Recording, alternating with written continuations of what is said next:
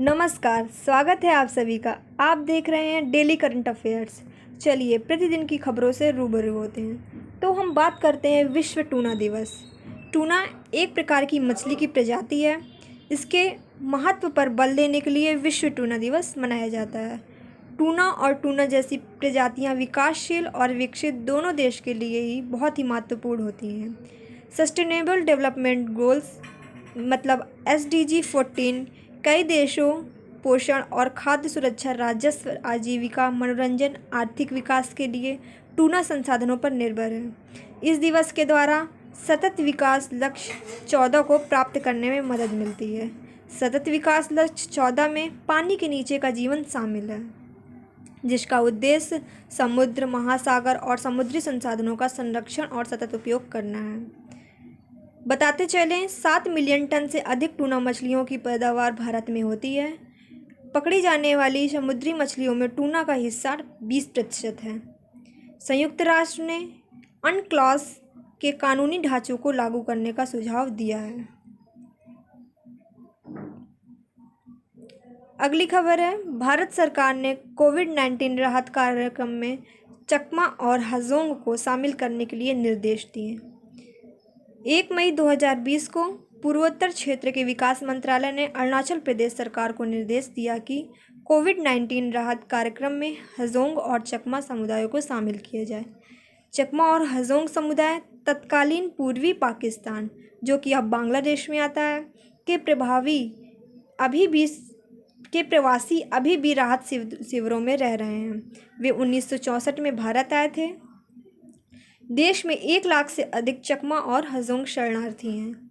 इन लोगों के अलावा अरुणाचल प्रदेश में स्थापित राहत शिविरों में लगभग 15,000 चकमा और 2,000 हाजोंग हैं। चकमा और हाजोंग से संबंधित मामला ये है कि वे पूर्वी पाकिस्तान के क्षेत्रों में चटगांव की पहाड़ियों के निवासी हैं। चकमा मुख्य रूप से बौद्ध थे और हाजोंग हिंदू। 1960 के दशक में कर्णफुल नदी के पार कपेटाई बांध के निर्माण के कारण वे भारत आ गए। उन्हें पूर्वी पाकिस्तान में भी उत्पीड़न का सामना करना पड़ा क्योंकि वे गैर मुस्लिम थे।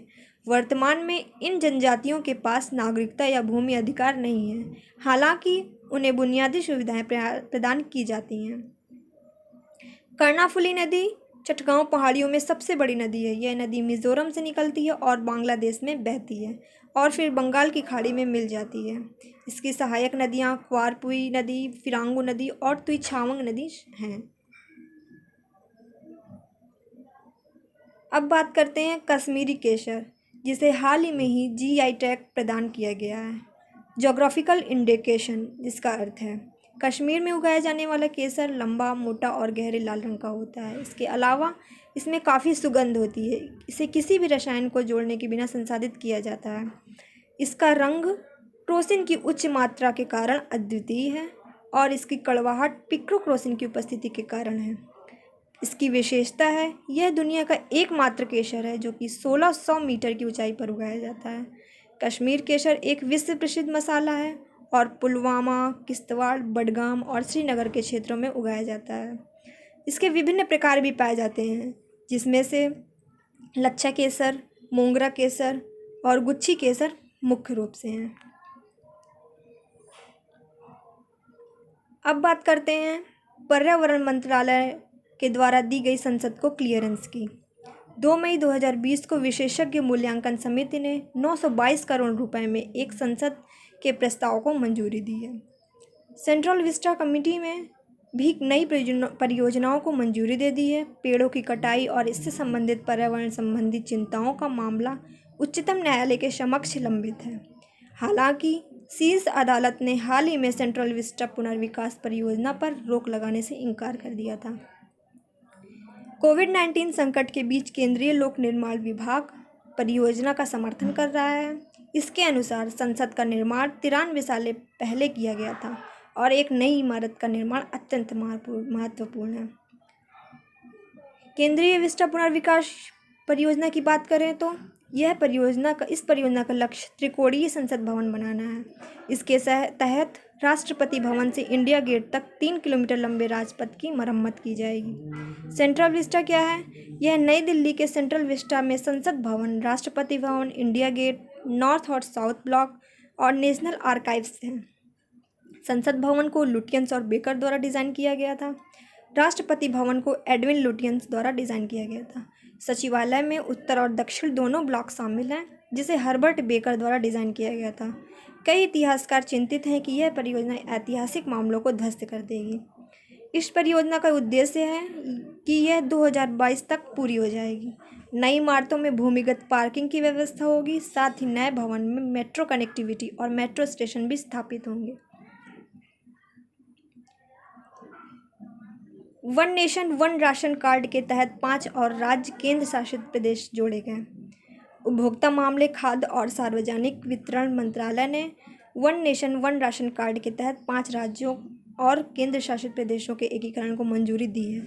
इन राज्यों में पंजाब, उत्तर प्रदेश, बिहार, दादरा व नगर हवेली, दमन व दीव और हिमाचल प्रदेश भी शामिल है। इस योजना के तहत इन राज्यों का कोई भी व्यक्ति किसी भी राज्य से राशन प्राप्त कर सकता है। इन राज्यों और केंद्र शासित प्रदेशों को मिलाकर लगभग 60 करोड़ लाभार्थी को राष्ट्रीय खाद्य सुरक्षा अधिनियम के तहत जोड़ा जाएगा। पहले से ही क्लस्टर 12 में और राज्य थे। इन राज्यों में मध्य प्रदेश, केरल, झारखंड, आंध्र प्रदेश, गुजरात, गोवा, हरियाणा, कर्नाटक, महाराष्ट्र, तेलंगाना, राजस्थान और त्रिपुरा शामिल हैं। इस योजना का उद्देश्य राशन कार्डों की अंतर्राज्यीय पोर्टेबिलिटी सुनिश्चित करना है। यह योजना पीडीएस के तहत खाद्यान्न लेने वाले लोगों के लिए उपयोगी है। भारत में लगभग 37% आबादी प्रवासी मजदूर है। प्रवासी श्रमिकों के लिए यह प्रणाली अत्यधिक उपयोगी है। 2011 की जनगणना के अनुसार देश में लगभग 81 करोड़ लोग राष्ट्रीय खाद्य सुरक्षा अधिनियम के तहत आते हैं। इस अधिनियम के तहत भारत सरकार समाज के सबसे कमजोर वर्गों अर्थात अंत्योदय परिवार को कवर कर रही है। इन परिवार को प्रति माह 35 किलोग्राम खाद्यान्न मिलता है।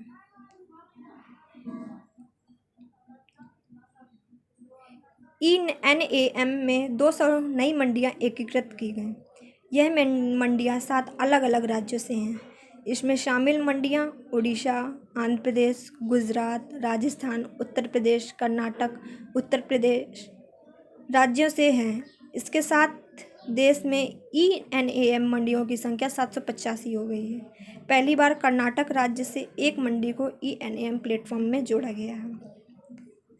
NAM का प्रबंधन छोटे किसानों के कृषि व्यवसाय कंसोर्टियम द्वारा किया जाता है। यह सभी APMC कृषि उपज विपणन समिति संबंधित गतिविधियों के लिए एकल सेवा प्रदान करता है।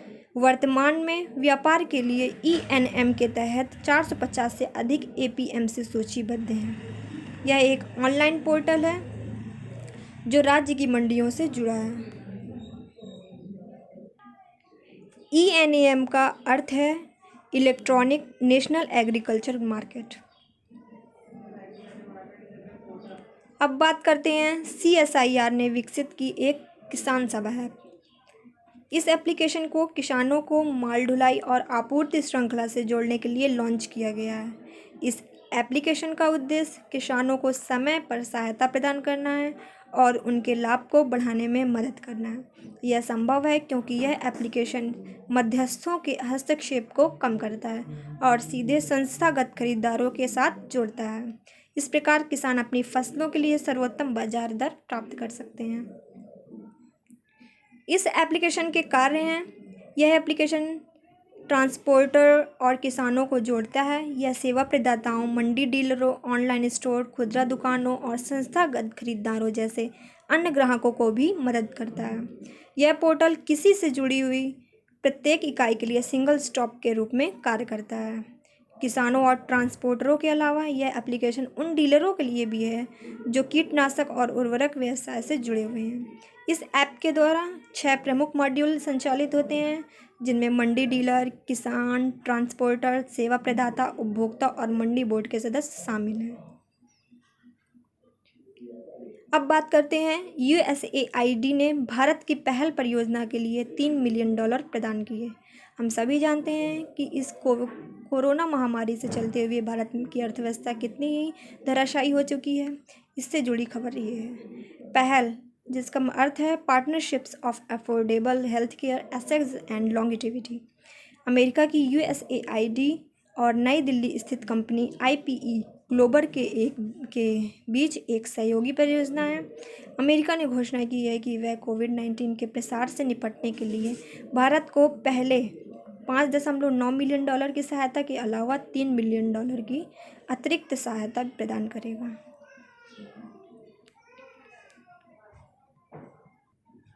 USAID United states agency for international development और वहीं IPE दिल्ली से संबंधित है।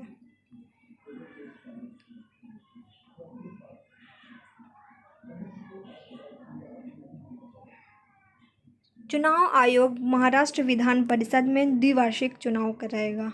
भारत निर्वाचन आयोग ने घोषणा की है कि वह महाराष्ट्र विधान परिषद की 9 रिक्त सीटों के लिए द्विवार्षिक चुनाव करवाएगा। 24 अप्रैल 2020 को महाराष्ट्र विधान परिषद में 9 सीटें खाली हो गई थी, इसलिए भारतीय चुनाव आयोग ने अनुच्छेद 324 के तहत चुनाव कराने के आदेश जारी किए हैं। अनुच्छेद 324 चुनाव आयोग को निर्देश प्रदान करता है। यह अनुच्छेद भारत के चुनाव आयोग को संसदीय और राज्य विधानमंडल चुनाव कराने की शक्तियां देता है। कोरोना महामारी के चलते हुए कई श्रमिक विभिन्न स्थानों पर फंसे हुए हैं, जिन्हें भारत सरकार ने राहत देने के लिए एक श्रमिक ट्रेन चलाई है। प्रवासी कामगारों, तीर्थयात्रियों, पर्यटकों, विभिन्न स्थानों पर लॉकडाउन में फंसे छात्रों सहित लोगों को स्थानांतरित करने के लिए रेलवे श्रमिक स्पेशल ट्रेन चलाएगा। इस प्रकार की पहली ट्रेन 1 मई को हैदराबाद से झारखंड के 1200 यात्रियों को ले गई। ये विशेष ट्रेनें दोनों संबंधित राज्यों के अनुरोध पर चलाई गई हैं। यात्रियों को भेजने वाले राज्य द्वारा यात्रियों की जांच की जाएगी।